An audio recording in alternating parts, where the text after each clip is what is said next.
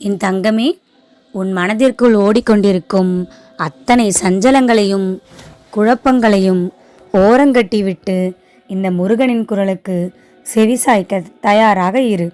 இது தற்செயலாக நடந்த நிகழ்வு அல்ல.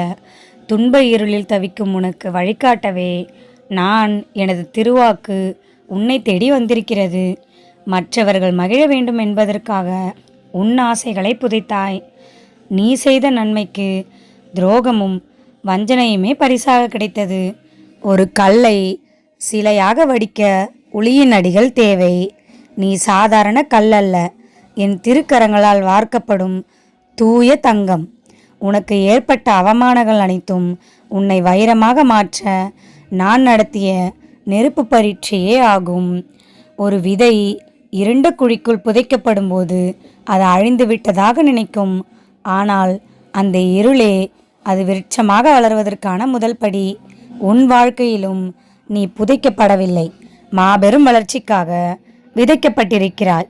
உன்னை சிறியவன் என்று நினைத்தவர்கள் உன் வளர்ச்சியை அண்ணாந்து பார்க்கும் காலம் நெருங்கிவிட்டது. நீ சிந்திய ஒவ்வொரு வியர்வை துளிக்கும் என்னிடம் கணக்கு இருக்கிறது. உன் திறமைகளை மற்றவர்கள் திருடி சென்றிருக்கலாம், ஆனால் இனி உனக்கான அங்கீகாரத்தை என் திருக்கரங்களால் நான் வழங்கப் போகிறேன். நீண்ட கால பொருளாதார பாரமும் கடன்களும் அடியோடு நீங்கும். நீ யாரிடமும் கையேந்தி நிற்க மாட்டாய்.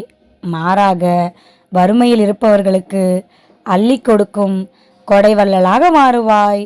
நீ மிகுந்த ஈடுபாட்டோடு உருவாக்கும் படைப்புகள் ஆரம்பத்தில் முடங்கி போனதை கண்டு வருந்தினாய். இனி உன் படைப்புகள் இரும்பை கவரும் காந்தம் போல மக்களை ஈர்க்கும்.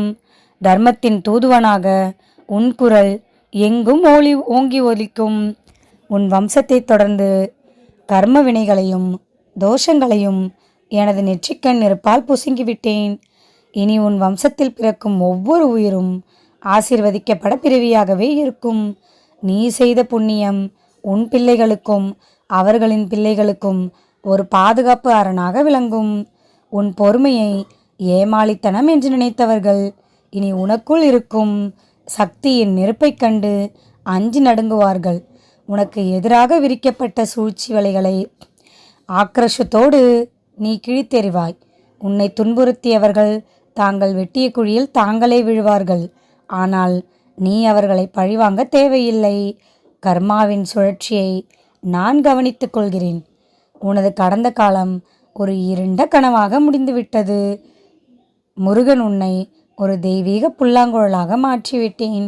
இனி உன் வாழ்நாள் முழுவதும் நான் உனக்கு கவசமாக இருப்பேன்.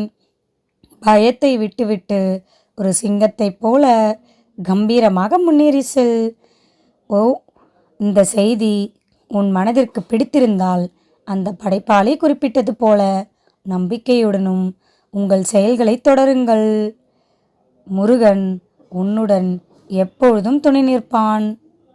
ஓம் சரவணபவ.